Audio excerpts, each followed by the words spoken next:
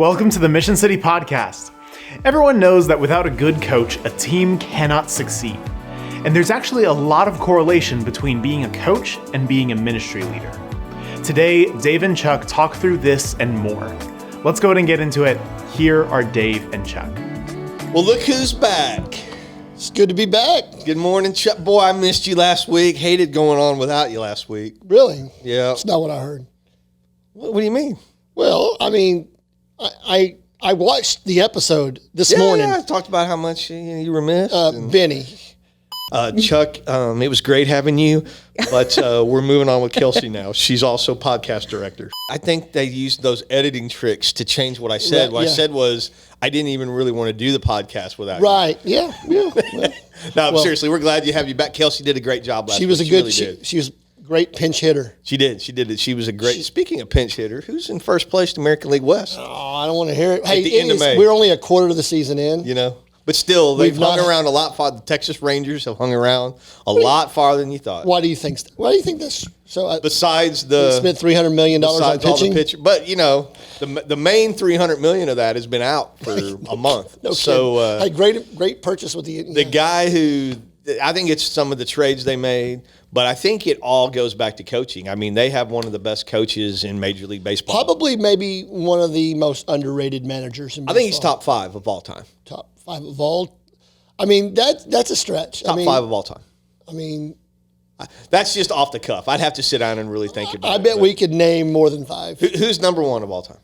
Who's the number 1 manager of all Of time? all time. Just off the top of your head. That usually you have your number 1. Oh, I mean, is it Number not, 1 coach. Is Number it? 1. Well, I mean, You can't Golly. say Dusty Baker. You can't do that. well, I mean, he's great. I don't know. He's not top 5 all time. No. I would go like Earl Weaver, Baltimore. Earl Weaver, He was certainly animated. He got mad. Casey Stengel, you know, Jim Leland. Jim Leland. Jim Leland's got to be in a conversation some. Tommy Lasorda, maybe. Maybe I would even argue that Joe Torre. Joe Torre was a heck of a manager. Yeah. Dave But, you know, you have to LaRussa. kind of look at somebody's body, not just the time they were Dave at the LaRu- Yankees. Because Dave you mentioned LaRussa. $300 million. Think about how much money the Yankees spend. Torre wasn't really successful anywhere else, especially his last stint. Was he anywhere else? He managed a couple other times. And he came back to manage the White Sox. Tony La Russa. Tony Russo. Tony Russo is who came back and did the White Sox. But anyway, yeah, there's some good coaches out there. You cannot underestimate the value of great coaching. Oh man, you can't. You know, that's one of the things I wanted to ask you about, and what we're going to talk about today is you came from being a successful baseball coach, high school baseball coach, head coach, for many years, and won a state championship and made playoffs a lot of times and things like that. Had opportunities to do other things too in coaching, I'm sure, but. You've now been at Mission City 2 years this June, correct? Mm-hmm. So you transitioned from being a head baseball coach to being a campus pastor, and some people might think, man, is that a stretch? Is that pretty well? But, you know, if you think about it, because I grew up playing a lot of baseball and stuff like that, when I remember when Pastor Matt told me that you were coming to be the campus pastor, and he told me your background, I was like, yeah, that makes sense. And Matt and I understood that, and other people understood it, but some people don't get that. A lot of what we get to do as a campus pastor is coaching staff and volunteers and things like that. So talk a little bit about the transition. Talk about what was sort of smooth a little bit into, this is kind of what I've always done, and then talk a little bit about maybe the difference in that. So people don't get the idea, well, it's just the exact same thing, because it's not the exact. But. It's not the exact, but there are principles and concepts. Yeah, there you go. And especially because you were a Christian coach. Yeah, so. thought processes behind the way you manage people. Right? I mean, influence is getting people to do something for a better purpose and to do it selflessly. Does Chuck ever, when you're at Northwest on Sunday morning, does he ever come and yell at his volunteers for like dropping the All the time. dropping something or being late like you would the kids. You have them run laps, do push-ups. Absolutely. All right, greeting team, you're 10 minutes late. Give me 50. I thought one time after Matt preached, I told him to go run some foul poles because he's got he's got to work. He's got to get all the lactic acid out. And I even thought it sometimes is he doing well? Do I need to go get him and run up on stage and go, hey, we need a lefty. Yeah. We need a lefty here. No, he is a lefty. He is a lefty. Well, yeah. Well, he wasn't being effective at the time. It's the same in a sense of trying to put your people in the best place to be successful, right? And recognizing when your people are also need a break, and recognizing when your people need rest, and recognizing when your people need motivation, whether it's either through some sort of positive reinforcement or sometimes, and I hate to use the word, but sometimes you need the stick just as much as you need the carrot. How you use it may be a little bit differently in ministry. I mean, I'm not running people because they left some of the balls out on the court overnight,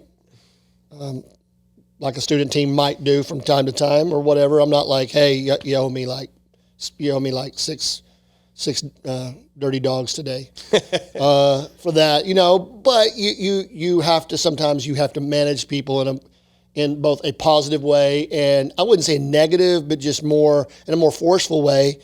There's no difference. Yeah, well, you see, we were talking about top managers and top coaches of all time, and I think one of the things that makes a coach successful is balancing that fine line between being a player's coach to where your players, want to play hard for you, and then balancing the discipline side and those kinds of things. Because I've seen coaches that were really good, but then the team starts to go down because he wasn't really disciplining, and so then they get lazy and they start showing up late and different things. Well, that's not a player's coach. A player's coach is somebody who loves their people and does the right thing for them and through them.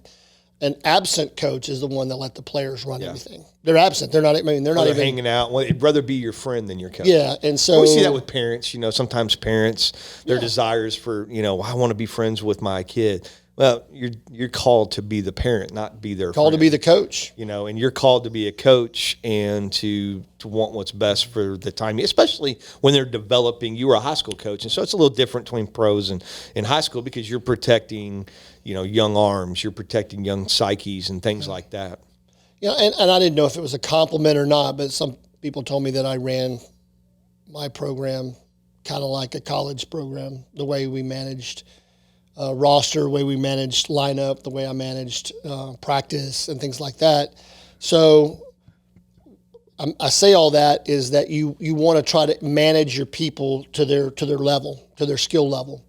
And we always had really good players and really good teams. Right. And so I'm not going to manage them like they're not very good. Like we spent time on the fundamentals, but once they got to a point where they were pretty good at that, you need to start getting them to do the more advanced things. And if you can do the more advanced things in a game than the other team does, and you do them well, you win a lot more. Right. And so that's true in life. I mean, or even in ministry, there are times when the fundamentals have to be coached constantly. But as your people are being discipled, you start giving them more. Right. They can handle more advanced, more responsibility, thought processes. Yeah. And here's the thing: is the similarity with. Sometimes you have a parent when you're a coach, because I've seen it. My son's played select baseball, all that kind of stuff. He's in high school now, baseball. But you see parents, it's like, well, I want my son to be the shortstop. And I've heard coaches go, yeah, your son's not a shortstop. Or I want my son to pitch. Yeah, he throws 40 miles an hour. He can't pitch. But you know what? He's good in right field. If he's not a strong arm, he wouldn't be good in right field. But he's good in center field, he catches well, so he can play, first or whatever. You can't play short, but, you might play third. And it's sort of the same thing in ministry. You got people sometimes that are like, well, I want to sing on the praise team. we were talking about that. Yeah, with Kelsey no. last week. Yeah, I've heard you. I've sat behind you. You can't carry a tune in a bag. Yeah, you're not carrying that tune in a bucket, buddy. Kind of a deal. I keep teasing her that I need to be on the team, but my skill set would be playing the triangle. Well, even then, cowbell. you got to have a good beat. And I have some you have a rhythm. good beat. I have some rhythm. I can actually read music, but funny. I have to think it through. It's sort of like when you're learning Spanish and you have to say it in English in your head, then you can say it in Spanish. That's kind of what I do. Okay. I was in choir in high school, and we had to do sight reading. And my choir teacher, Barry Talley, goes, "Hey, because I could sing all right. I can't after coaching all those years. I lost my voice essentially." But he goes, "You don't read very well, so in sight reading, I want you to not sing. Don't sing. Look like you're singing all you want. Watermelon. Don't sing," because I would be like trying to read this and like, oh, that's You're like a measure late. yeah, or like that's the wrong note. Huh. So because they don't give you these songs that it's not like you're singing pop music or something. But yeah, my family comes from a very musical background. My dad used to be the worship director at our small church in Chicago, a little Hungarian Baptist church, and my dad's cousins in Romania are also like pastors and worship directors and stuff like that. And I remember us visiting, and my dad would bring them sheet music, and they would just look at it, and like they'd be reading a book. They're just reading this, and we're sitting there in silence, but he's like, "Oh, I love the way this sounds. This is beautiful." And I'm like, I don't hear what you're hearing. You're hearing the song right now? He goes, "Yeah, it's all right here." I'm like, "That's amazing." Well, it's amazing. It's just gifts that God gives because, our executive pastor, Don, was a home builder and stuff. And so he's taking me out in the parking lot and he's telling me what stuff's going to be. And I can't see it. You know what I mean? I'm just like, it's kind of like that first sonogram we had with Hannah. And I'm like, yeah, I don't see a baby. That looks like there. They're like, oh, it's right there. I'm like, it looks like white noise on the TV. That's why I was like, cool. And I'm like, I'm going to be a horrible dad. I can't see the baby. Well, I think that's key to what we're talking about, in coaching is, you're not going to put somebody in a position that they have no clue what they're doing. So you put people in place to be the most effective for the team's success. And in church, I'm sure as you've learned and as you've pastored at small churches, you've pastored at medium-sized churches, and now you're pastoring here at I would say a significantly large church. How do you see how what I've done correlates to what you're currently doing and how that all kind of plays out? Yeah, it's sort of what you said. You sort of need to recognize the giftingness of people, but not just recognize, when they stop there, you want to enhance that giftedness. That's, I think, something that as the pastor, God has asked you to develop people into the best that they can be. And I think what makes a pastor, especially a campus pastor that's not tasked as much with the teaching and preaching and the worship and things like that, it's more running the day-to-day ministries of the church with the hiring of staff, and then discipling your staff and encouraging them to take the gifts that God's given them in order to pastor the people. So we're not as much pastoring directly with people as we are pastoring our staff and volunteers to pastor our people.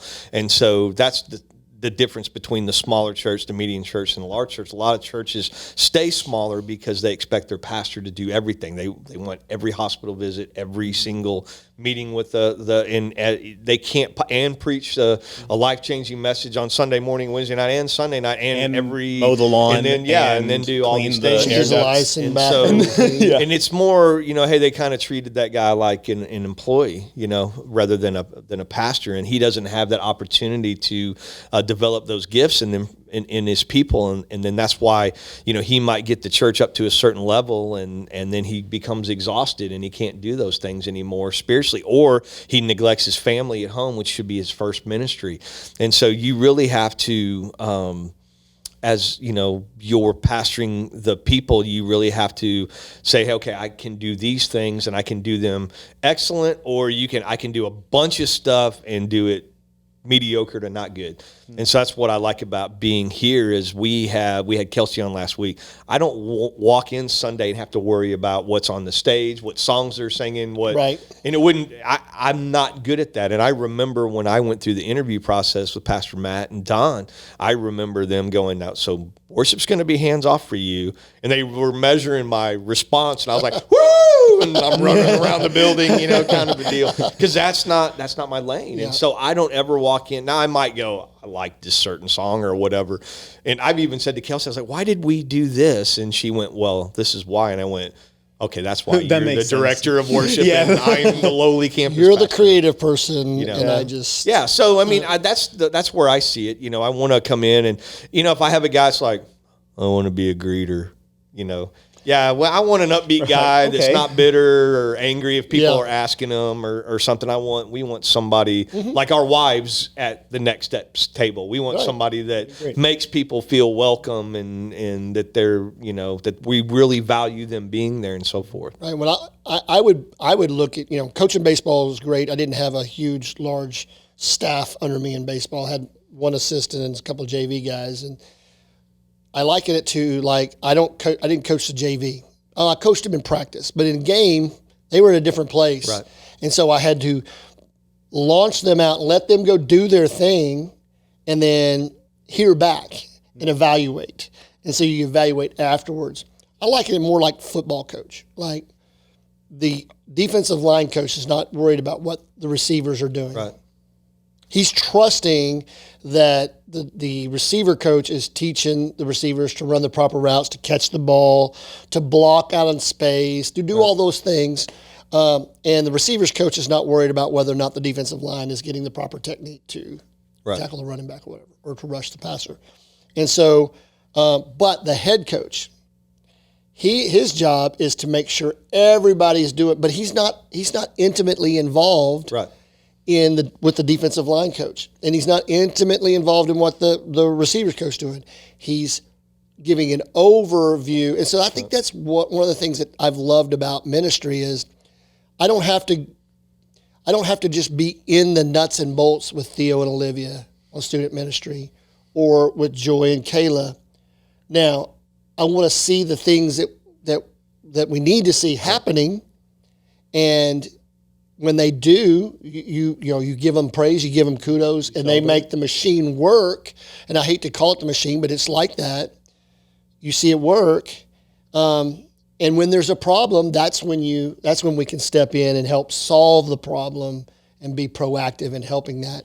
But I don't want to be like sitting in their meetings and planning out every Wednesday night, every Sunday night, and every Sunday morning with kids. Well, it's like what that doesn't work. Talked about it before. Pastor Matt, through prayer, study of the Word, gets a vision from God and says, "Hey, here's the vision that God's given," and then he communicates that to Don and then our elders also are in that process, and then they come to us and go, "Hey, this is where so it's sort of like people are like, why aren't you church planting? You're doing multi-site." And so, well, first of all, we do church planting. We just do it in Colorado and Puerto Rico and places like that. But we feel like God's given us this vision for San Antonio to go multi-site, to have multi-locations and in different communities rather than having one gigantic church that everybody drives 30 minutes to. We want to be in these communities. And so that was really the vision that Pastor, so he's like, "Hey, here's what I want to do." And he brings in the people to like us to get those things going. And so it's our job to implement the plan. Implement the thing that he has. And then he talks about, well, here's my overall vision. And then we want to put the people around, okay, so if this is our purpose statement and this is our thing, we want to put the people in that can make that happen. Whether it's kids, whether it's students, whether it's our worship team, we have a personality that our church has at all the campuses, even though they're individual and have their own community. There's still a very similarity because we're all on the same team. You and I joke with about it, but we're on the same team. Yeah. We're sort of the assistant coaches of the whole Mission City machine, as you talked about. We're the head coach at our campus, or our location, but we're also a part of the whole church, called Mission City. And so that's really sort of the difference between what I did before and what I'm doing now. And that's the thing too, is you never have it all figured out. You're constantly learning as a coach. You are constantly discovering new ways and different things to win and help people to become the best that they can. And so that's what I love is we have to stay teachable so that we can make much of Jesus, glorify God, and see people saved. I know. We used to go to coaching conventions. Just much like you guys, like we went to a convention not too long ago. Right. We'd go to these conventions, and there would be speakers, and there would be people talking about philosophy and sort of like systems. And so you would sit in and you think, how can I take what they're teaching and apply it to our system and make our system better? And I know that probably you happens. Can't. A lot of times people try to replicate exactly. No, and you can't do that because each town is different. It's like there's, big church in East Texas, I remember, that found out there were a lot of people that didn't have a way to get to their church. So they bought a bus, then they bought 2 buses, and then pretty soon they had 5, and they were literally bussing in about 300 or 400 people that could come to church because they didn't have a vehicle. And so all of a sudden now all these churches around America were buying buses going, we're going to do a bus ministry. And it's like, but in your community, everybody has a car. You don't have anybody that's not. So that bus so pretty soon you're buying a bus pretty cheap from a lot of those because it didn't work because you have to look and see who your audience is and know what that is so you can be effective. You can't exactly, and that's what made the Rangers coach Bochy, whatever. That's what makes him successful because he's coached in San Diego, San Francisco, and now Texas, and he was successful, but he had a different team, a different turf, different all kinds of things that are different, and what made him great is the adaptability. And I think it's important. But it's still baseball, yes. And it's still church. So. Yes, and Pastor Matt does a great job, and the elders do a great job of giving us vision, and it's just our job to get in alignment with that. And great organizations hire great coaches who align with the philosophy of the organization, and they coach according to that philosophy and coach according to that alignment.